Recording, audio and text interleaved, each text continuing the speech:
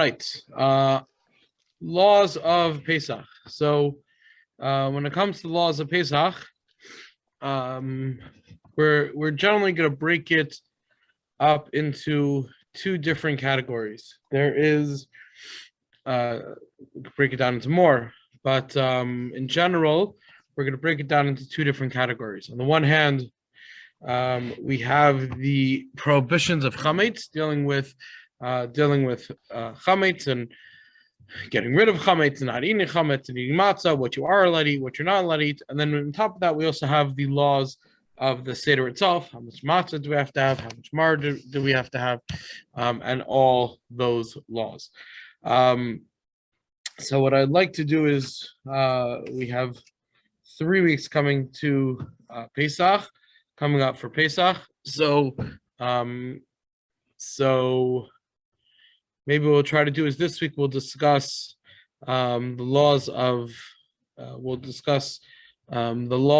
getting rid of chametz with the exception of the kitchen, how to kasher the kitchen. Next week we'll discuss that, and then the following week we'll go through the laws of the Seder. If at any point anyone has any questions, feel free to stop me. You can put it in the chat. You can unmute yourself and ask any questions. Please feel free to ask me. You can ask me afterwards. And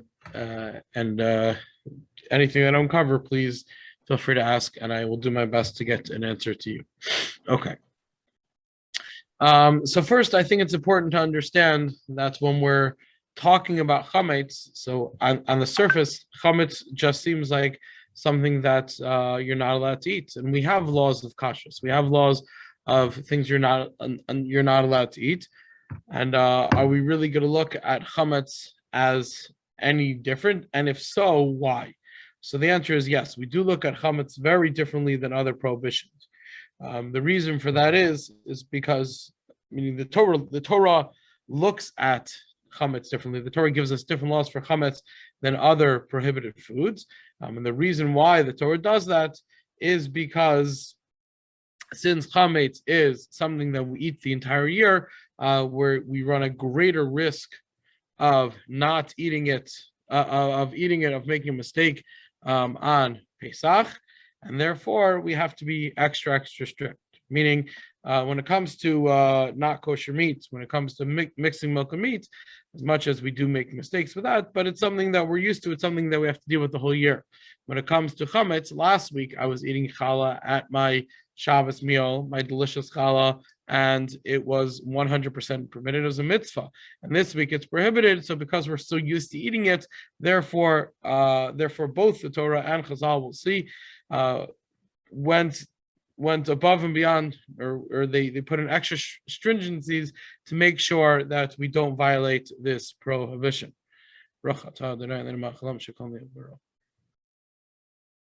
So what are those stringencies? One of those stringencies is, in general, when it comes to things which we're not allowed to eat, you're not allowed to eat it, but you're allowed to own it, you're allowed to benefit from it. The one exception to that would be basar v'chalav, be milk and meat, but even milk and meat you're allowed to own. You can own milk and meat, you just can't do anything with it. You can't sell it because you can't benefit from it, but you are allowed to own milk and meat. Chametz is something that you're not even allowed to own. And again, the reason why Chazal didn't want you to own it, the reason why the rabbis didn't want you to own it, is because if you even own it, then you might come to eat it. So therefore they said, get it completely out of the house. Now, many of us, and we'll get into more detail about this later, don't get the chametz completely out of our house because we sell our chametz. That means the chametz is still there. We don't own it, and therefore we haven't violated anything of it. But we should recognize that the way the Torah kind of set up the system was that we shouldn't have any chametz in our house, so we don't make a mistake. If we are going to have chametz in our house, even though it's permitted because it's not ours, we should do something. We should make sure to do something to make sure that we don't make a mistake. Therefore, there is a very, very prevalent custom that if we have things that are sold to the guys, so we tape it up. Even our dishes, which the truth is dishes you don't even really need to sell, even your chametz dishes, but we don't want you to use them, but you should cover them up. You should in some way seal off that cabinet. You don't need to put a padlock on it to make sure you can't get to it. Even a simple piece of tape is enough, because even if you accidentally go to open the drawer, either it'll offer some resistance, or you'll hear the tape coming off as you pull it, and you'll remember, oh yeah, I shouldn't be opening it. Again, if the whole year I need a spoon, I reach for this drawer and I take out a spoon, I might do that on Pesach. And therefore, that's why we have to set up our houses to avoid those problems. We have to set up our houses to avoid those problems, to make sure that, because this is something, these are foods and these are dishes and things like that, and pots that we use the whole year, extra careful not to do that on Pesach. The other thing which applies to chametz, which doesn't apply to other things, is that when it comes to other prohibitions, so if you have a little bit of let's say milk and meat, or a little bit of milk that falls into your meat, a little bit of meat that falls into your milk, so you have a concept of bittul b'shishim, that as long as you have, it's less than 1/60th of the entire food, it's not going to be prohibited. If one drop of milk falls into your cholent, your fleshik cholent, as long as the milk is not a 60th of the entire cholent, not a problem. Go ahead and eat and enjoy. But when it comes to chametz, even one crumb of chametz will make everything prohibited. And again, this requires us to completely get rid of chametz, to make sure we have no access to chametz at all on Pesach, and that requires extra cleaning. And again, we'll discuss that because one of the reasons why we clean so thoroughly is to make sure that none of the chametz, no breadcrumbs, get into our food. So we're going to have to be much more careful about getting rid of chametz in a place where it could fall into our food than a place where it's not going to fall into our food. So if you have one crumb in your car in the back seat and you can't reach it, you can't get to it, or how deep do you have to go between the cushions of your couch to get crumbs? We'll see. We don't have to make ourselves crazy. But if there's a crumb of bread on our counter where you can put down a piece of matzah, or you can put down something else, and it'll pick up that crumb and then it'll fall into your kosher for Pesach chicken soup, that we have to be more careful. That we have to be a little bit more careful. And that's why when it comes to the kitchen, as we'll discuss, we do things like covering the counters. Right? You don't need to cover your dresser in your bedroom. Every Pesach, there's usually these funny pictures that come out of people who cover like the entire house in tinfoil, including their couch, including their table, including their chairs, including their kids. Right? You don't have to do that. You don't have to cover all the things outside outside the eating areas, because again, even if there's one crumb there, you're not going to eat it, and therefore it would not be a problem. Rabbi, I've often viewed those as joke pictures. They're not. That's not the way people are doing it. They're just doing it to entertain. Right. Yes, people are doing it to entertain, or hopefully no one is seriously covering their kids in tinfoil. Okay. You just have to hose them down in the back. And that's it. Yeah. Maybe a blowtorch. No, I'm just kidding. Okay. So that's a little bit of a background. Again, why we're so stringent and where we have to be stringent. One other little bit of an introduction to understand, again, some of the background of what we're trying to accomplish when we're cleaning our house in Pesach in general, and hopefully this will shed light on how crazy we have to make ourselves, and really that we don't have to make ourselves that crazy. Is that the Gemara discusses that really mida oraisa on a biblical level. So before Pesach, the Gemara says a person could do one of two things. Either you can go through your house, gather all your chametz and destroy it. This is assuming you're not selling it. And again, we'll get to selling later. So just gather everything and destroy it. And then you don't own any chametz. Or, says the Gemara, the other option is don't clean your house for Pesach. Forget, putting aside the kitchen for a moment, don't clean your house for Pesach at all, and just wake up Erev Pesach and say, Kol chamir v'chamia d'ikar. You say all my chametz is null and void, and it's ownerless like the dust of the earth. So the Gemara says, Mida Araisa. And I stress that on a biblical level, you could do one or the other, because if you got rid of all your chametz, you don't have any chametz, you don't own chametz. And even if you don't get rid of your chametz, but if you make all your chametz ownerless, then also you don't own any chametz, even though it's all still around in your house, it's not a problem. However, the Rabbanan came along and said, you know what? We're going to be extra stringent, and we require you to do both things, because each of those things creates a concern. If you just say, I'm going to gather all my chametz and destroy it, right? And so the problem with that is, if you do a good job, that's great. But let's say you don't do a good job. Let's say you leave some chametz. Let's say you, in the process of cleaning, you forgot some chametz. So if you since you didn't destroy it, you still own that chametz, and therefore you're only chametz on Pesach. You're going to violate the prohibition. So the Chum said, if don't just destroy the chametz after you finish searching and destroying the chametz, also to say, and if I missed anything, I'm nullifying that, just in case you didn't do a perfect job cleaning.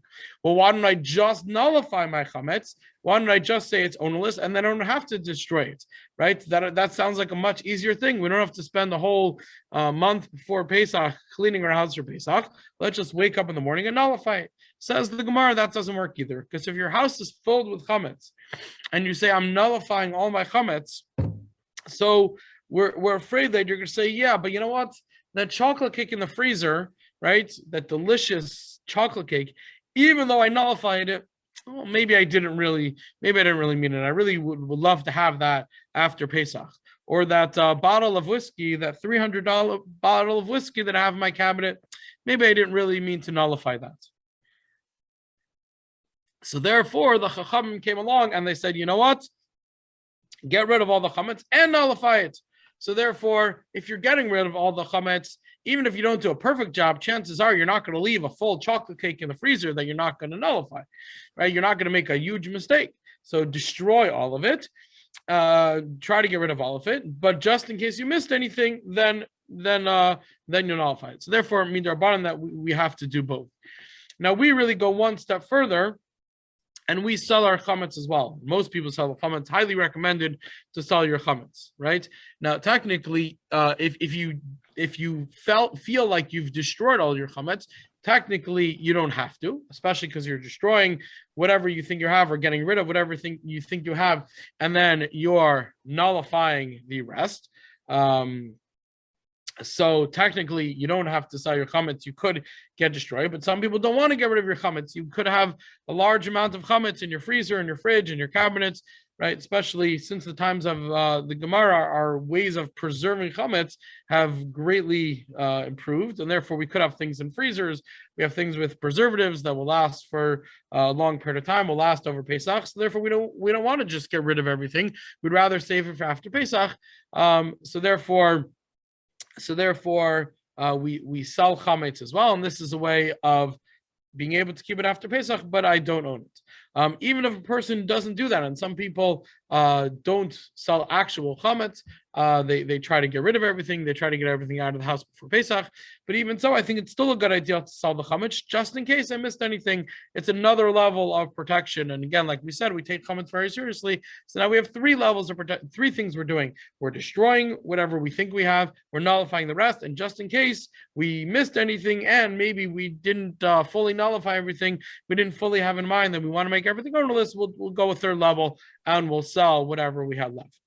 I think it is important to note that although selling is 100% permitted, there are certain leniencies that when it comes to selling your chametz. When it comes to selling your chametz, there are certain leniencies we rely on. What does that mean? That normally the way I would sell something to you, if it's a movable object, anything that could be moved, meaning this wouldn't apply to selling a land or selling a house, but halachically, the way you sell a movable object is that it actually I have to take it out of my possession and give it to you. It has to be actually in your possession, which would mean that we'd actually have to take all our chametz, box it up, and we'd have to have the guy store it in his house. It's not very practical. Probably harder to find a guy to buy the chametz if he has to store all this chametz, and therefore it's not really going to be very practical. So therefore, we have other ways without getting into exactly how we do it, we do about 5 other ways of selling the chametz besides actually giving it over. But even so, there is a leniency. So I'm not saying that a person should not sell chametz, but a person should recognize that it is a leniency, and therefore, if we were not relying on any leniencies, you could even stock up on chametz 2 days before Pesach and then sell it to the Jew, sell to the non-Jew, because it is relying on certain leniencies. Again, it's not required. My personal recommendation is to say that, if we have chametz left over, then we'll sell it. But we're gonna try to plan not to, or even just to say we're not necessarily gonna make ourselves crazy to make sure we don't have anything left, but we're not gonna specifically stock up before. That's my personal approach. That's personally what I do. But again, if a person wants to be more lenient than that, and sell everything and even stock up before, it's permitted. And if a person wants to be more stringent and completely get rid of the chametz, that's also a good thing to do. Again, the person has to choose the appropriate approach for them, but those would be the different options of what a person could do. Okay. Now, when we talk about getting rid of chametz, so this that we say that it's prohibited to own chametz, it's only prohibited to own if it's the size of a kazayis, which is, let's for this purpose, let's say it's the half the size of a chicken egg. So picture a chicken egg. If you have a piece of chametz that's half that size, or maybe even a couple pieces that are stuck together, or in the same container in the same place, so that's prohibited. If you have 1 crumb of chametz, since it is less than a kazayis, it's not a problem to own that on Pesach. So therefore, when you're cleaning, if you don't have to clean so much that there's not even 1 crumb left, because 1 crumb is not going to be a problem. You clean to get rid of all the big pieces. If you feel that you might have a big piece of chametz somewhere, so then that you have to do it. So in terms of, right, a person should really stop and think, right, in terms of, let's say, moving furniture. Do I have to move my dresser? Well, maybe some crumbs fell behind there, but there's probably not a big piece of chametz behind there. Then maybe I don't have to. If I'm dealing with a dresser in my kids' room, and they had all their leftover shalachmanos on top of their dresser, and very likely something fell down there, so then maybe you do have to move the dresser. You have to figure out, well, is there a real concern that there might be a large piece of chametz there, or is there not? But just because you have 1 crumb left, that's not going to be a problem. So in general, I would say that when we're cleaning the house for Pesach, we should really break it down into 3 zones. What are the 3 zones? Actually, really 4 zones, right? The first zone is a place where I never bring chametz. So if you have a place in your house where you never ever bring chametz, right? Let's say you're very careful. I never bring chametz into the car. I don't even go shopping, right? No chametz ever enters my car, right? So then you don't have to clean your car for Pesach, because there's no chametz there. If you have in work, that you have your office and work, you never bring food in there, or you have certain areas in your house where that you never bring food, so you don't have to check those areas for food. That doesn't require checking. That doesn't require cleaning. You have a sealed off storage space. You haven't gone in there the whole year, because there's no chametz there. You don't have to check. Then there's the areas where sometimes you bring chametz. So those areas you have to check. But if those areas are what I would call non-food areas, right? Your bedroom, where you're not planning on eating over Pesach, or your living room, where you don't necessarily have meals in your living room, right? If you don't, or other areas of the house, closets and things like that, non-food areas. So in those areas, because you're not going to eat there over Pesach, our concern is not that there's a 1 crumb of chametz that falls in there.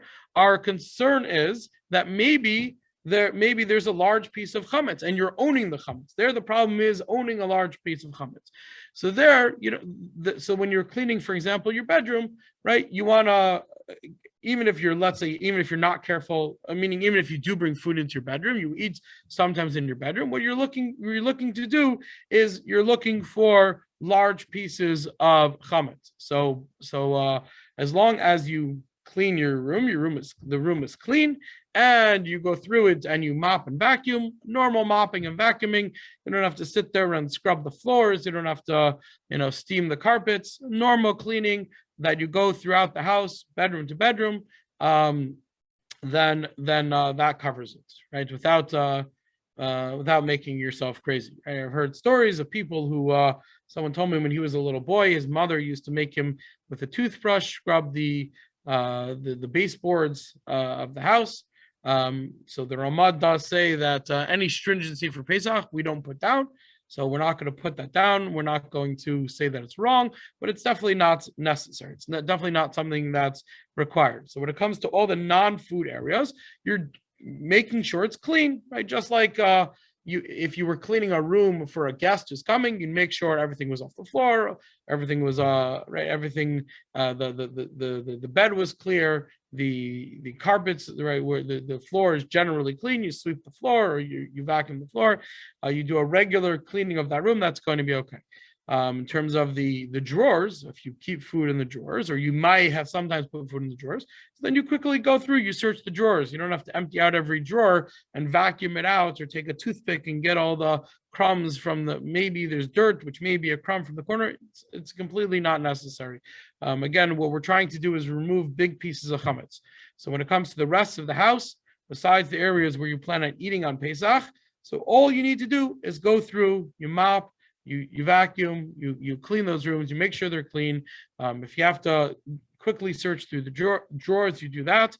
Make sure you didn't leave any lollipops in there or hamantashen in there, and then that is enough. But when it comes to the non-food areas, all we're trying to do is make sure that there's no big pieces of chametz. Once you've done that, so then you can move on from those areas.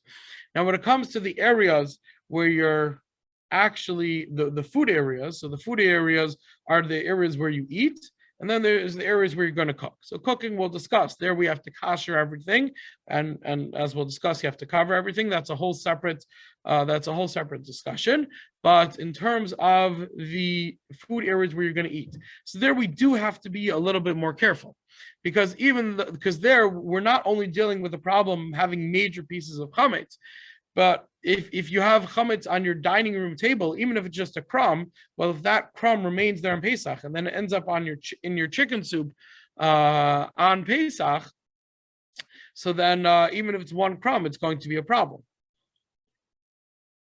So therefore, when it comes to the dining room, there we want to do a little bit more of a thorough cleaning, especially on the table surface itself.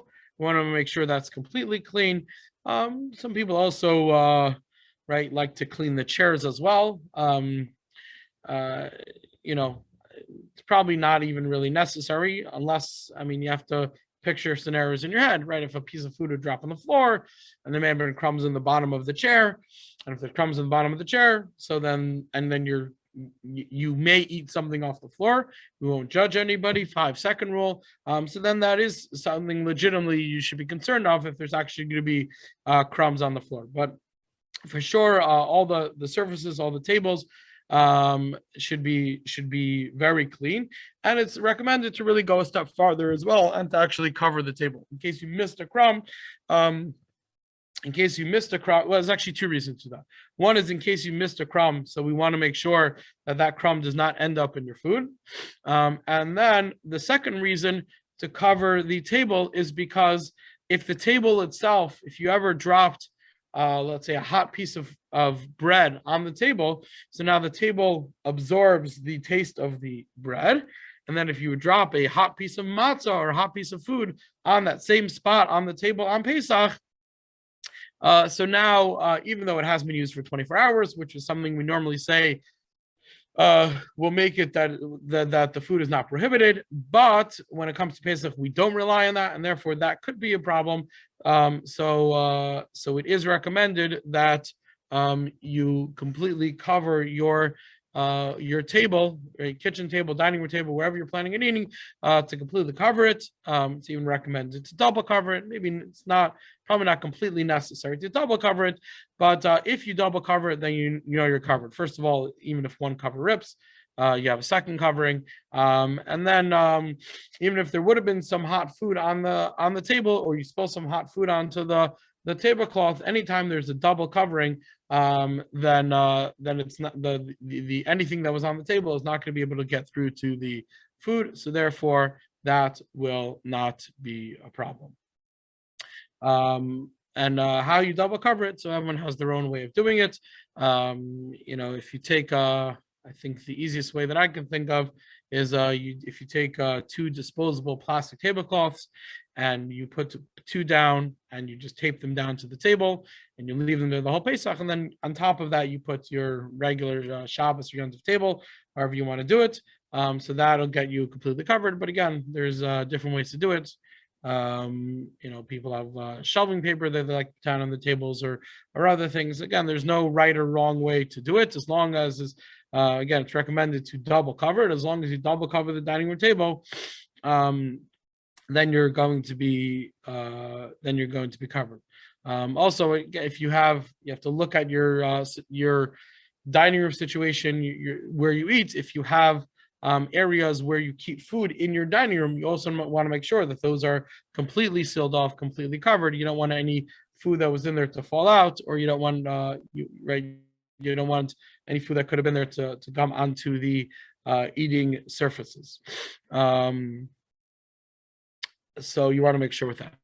So again, just to summarize, we've done a little bit of introductions, and maybe things got a little bit complicated, but again, just practically, what does a person need to do when putting aside the kitchen and areas where you're cooking? How does a person clean their house when it comes to all other areas besides the dining room and the kitchen? And by dining room, I mean any room where you eat, where you're planning on eating. So there you're just doing a basic cleaning. Just make sure the house is normally clean as normally would be. There's no big pieces of chametz. Even if there's small pieces, or even if you missed the big piece, we have the backup anyways that we're going to nullify it. So we're just cleaning our house like we normally would. And when it comes to the food areas, there we're going to be a little more careful, and we're going to recommend to make sure it's completely clean, no crumbs at all. And again, when it comes to the table, we're going to cover the table. I recommend it to double cover the table as well. But again, in terms of outside the dining room area, we don't really have to be concerned with things. With tiny crumbs is not really something we have to be concerned about. Again, we want to clean as best as possible, but beyond that, we don't have to be worried. Other things for people to keep in mind when they're cleaning for Pesach, some areas where they might not think right away to check. First of all, if you have an office, if you go to work, and you sometimes bring chametz there, so then you should make sure you don't leave any chametz in your office. If you have a large amount of chametz in your office and you don't want to bring it home, or you don't want to get rid of it, so then you could close it off. Let's say you have a desk and you have a bunch of granola bars there in case you get hungry at work and you want to leave them there. You want to leave them there over Pesach, it's fine. Just put a piece of tape over that drawer, especially if you're going to be there over Pesach, and then you could sell it, right? When you sell the chametz, the power of attorney chametz forms should have gone out already. When you sell there, so besides for your home address, you just put on there also your work address, as descriptive as you could, if you have an office number, or even just the address of the building that you want to sell that chametz as well, and then you could cover it. If you want to be there and you want to get rid of it and you want to clean it, so you could do that as well. But again, we can't own chametz anywhere. We shouldn't only be thinking about our houses, we should be thinking about our office as well. For sure, if we have a cars as well, like we mentioned, you have to make sure that that the chametz is gotten rid of from there as well. If a person owns a cabin, some people own cabins where they go to in the summer, so you store food there the whole year, and you only go there in the summer, so you're not even thinking about it. Or a bungalow, you're not even thinking about it on Pesach. But if you have chametz there, then that's something that you have to deal with. So either you have to get rid of it, or you have to sell it, one or the other. Again, either to include it in your sale, or make sure that there's no chametz there and you're clean there. If you're not going to be there over Pesach, so you don't want to clean it, so you could just say, I'm selling all the chametz in this entire cabin, and then I'm covered for that.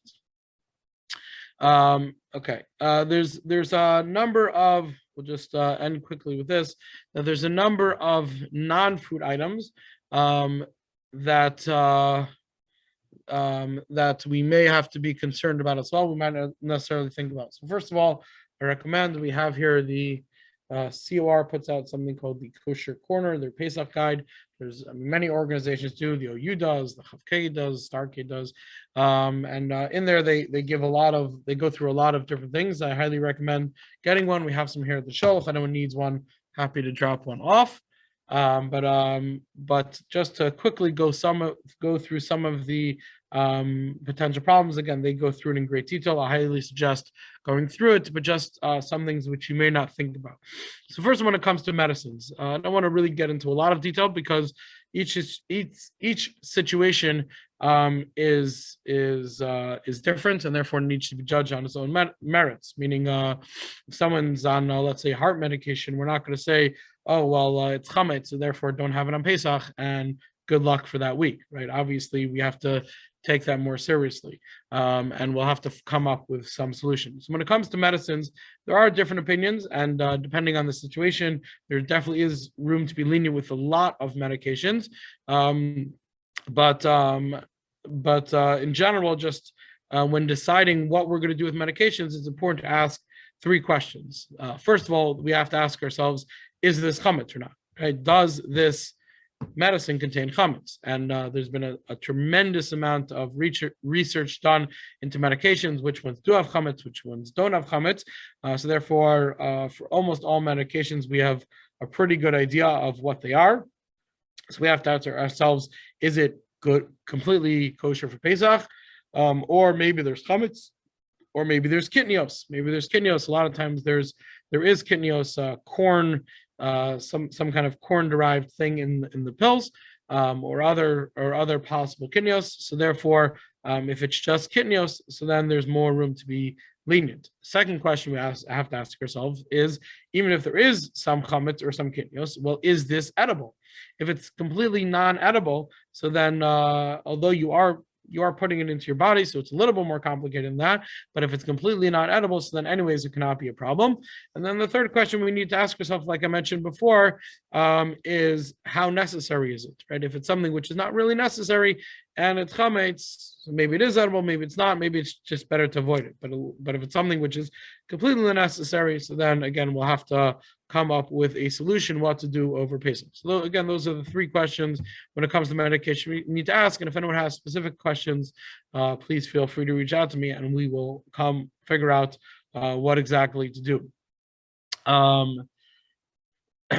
Just quickly, not getting into great detail, when it comes to another area where a person might not be think about is, what about pet food? So when it comes to pet food as well, if you have a pet, so first of all, if it's chametz, forget about feeding it to your animals. You can't even own it. So therefore, if your pet food contains chametz, you have to get rid of it or sell it.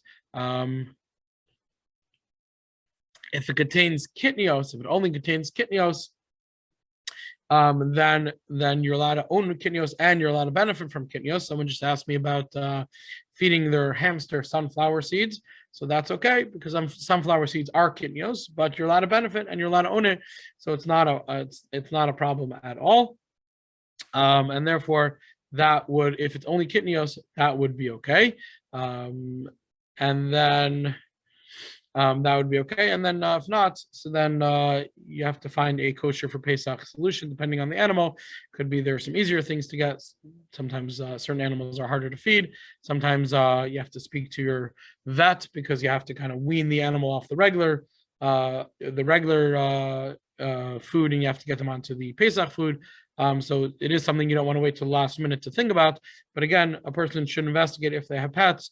Is their pet food kosher for Pesach or not? As an aside, right, even the rest of the year, a person has to make sure that although their pet food doesn't have to be kosher, but it shouldn't have milk and meat.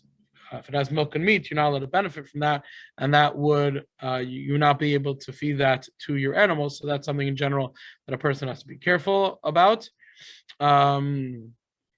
When it comes to other non-food items like soaps, deodorants, some like stuff like that.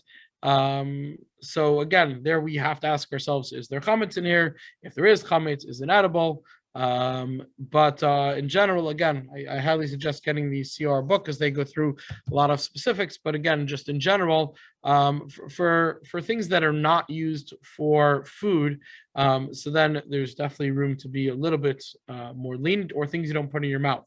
But when it comes to either things that you put in your food, like dish soap, so dish soap, it is recommended to make sure that your dish soap is either kosher for Pesach. They have a list of ones that are okay, or they make one specifically with the hechsher, and also things that there's different opinions. But what I suggest is things that you're putting into your mouth.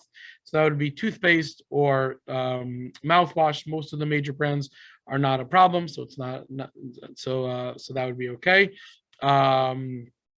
Or lipstick, since you're putting it on your lips. So there, again, since it's actually going into your mouth or onto your mouth, therefore you should check into those items, make sure they're okay for Pesach.